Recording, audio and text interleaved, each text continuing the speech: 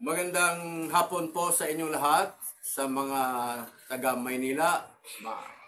Magandang hapon sa mga taga Bisaya, maayong buntag. At sa Mindanao, Assalamualaikum. Purihin ang Diyos. Nandito na naman ako gumagawa ng content para sa YouTube channel. At meron tayong Patreon na lumapit sa akin na kung po pwede, i-carry ko yung kanyang peanut butter na homemade peanut butter. As you can see, there is no such level yet. But anybody who wanted to sell this product, you can make contact with me through my messenger or through my comment below. At pwede ninyo itong pagkakitaan kasi walang label. Pagpagawa ka ng label nito at ilagay mo sa pangalan mo na you can sell this a higher price of this product.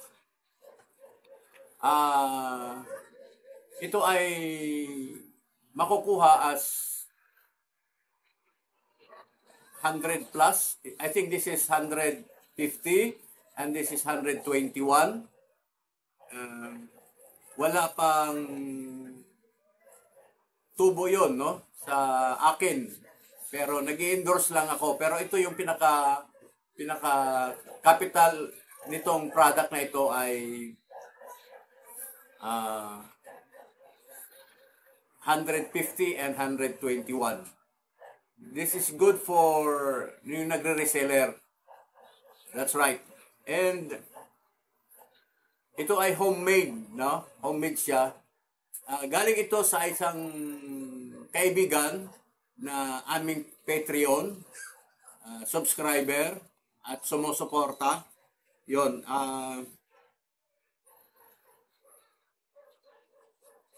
Ngayon, pinapa-endorse lang sa akin na walang payment at all, walang commission at all. Hindi ako nagko-commission. Gusto ko lang makatulong sa gustong mag-reseller nito. Yan. I think this is ilang ounce ba ito? Bali 50, something like that. Itatanong ko din, no? I am not so sure. Pero this is a coco jam. No? This is good for the health dahil sa mayroong niyog. No? Ito naman, peanut butter. Peanut butter also good for diabetes at saka antioxidant. Yan. Maganda ito dahil kapag nakuha mo ito ng ganitong presyo, pwede mo itong itaas at ibenta maaring sa opisina, no? Nasa iyo yan kung ipahulugan mo o ipa-cash, nasa iyo yan. At please carry this product dahil ang may-ari nito hindi ako kung hindi yung Patreon. Ibig sabihin yung subscriber at saka yung sumusuporta sa aking YouTube channel. Siya yung nagpo-provide ng mga equipment ko dito. Kaya tulungan natin. Alam mo, ang tao, masipag at gustong umangat. Kaya tulungan natin siya. At sino mang nakapag-isip sa inyo na mag-indulge into reselling this peanut butter and this coco jam, you just make contact with me through my messenger and my messenger account and through my YouTube at endorse ko kayo sa kanya. At pag-uusapan na lang ninyo kung how you are going to buy the product. At ang sabi niya sa akin, pwede naman daw ipag-grab. I-deliver sa'yo. Kailangan cash on delivery. Ayan po.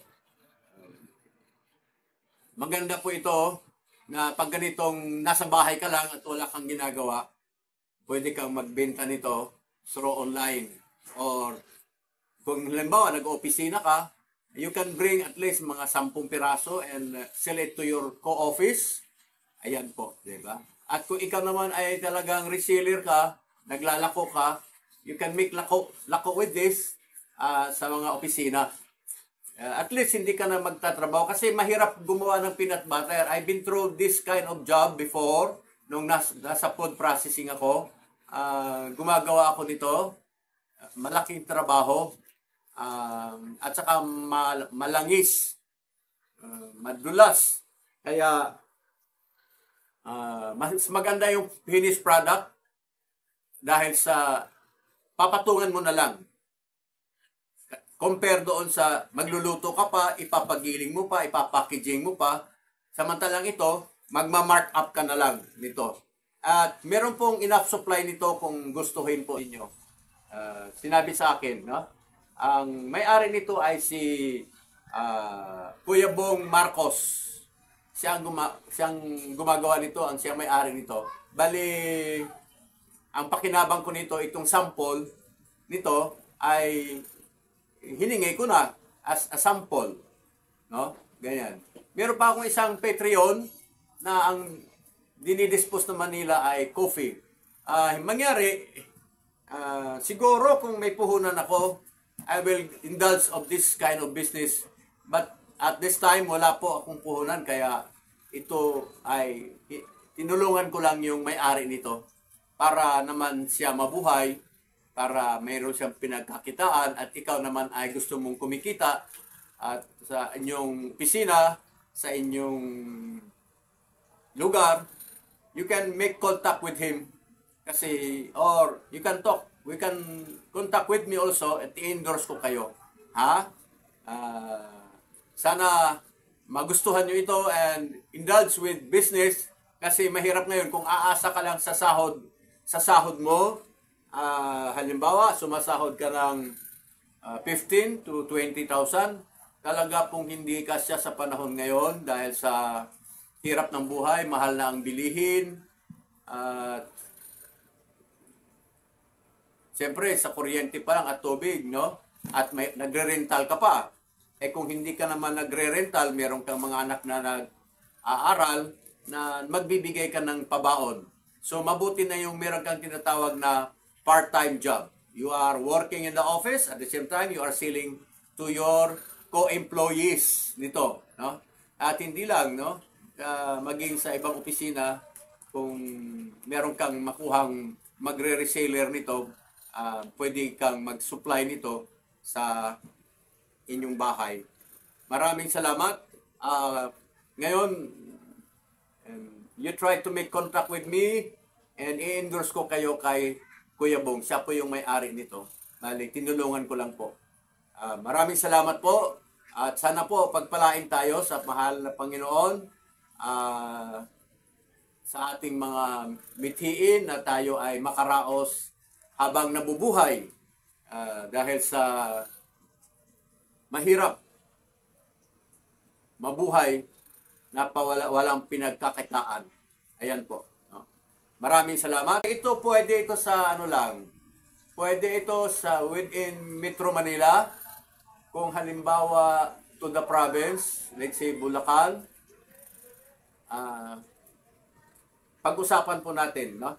Kasi kung sa Bulacan, pwede naman yan ipadala sa what do you call this? Terminal, no?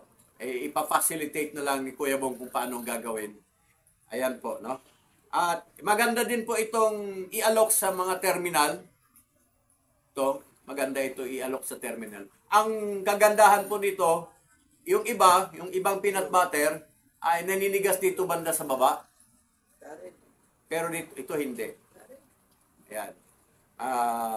Ito naman, ang kagandahan nito ay hindi siya sticky masyado. Maganda siya ipalaman sa tinapay. Ayan. Maraming salamat muli. At pagpalain nawa tayo ng mahal na Panginoon. At huwag niyong kalimutan, meron akong YouTube, kaya paki-subscribe, like, and bell the notification or notification bell para ma-update kayo sa aming mga content. Ah,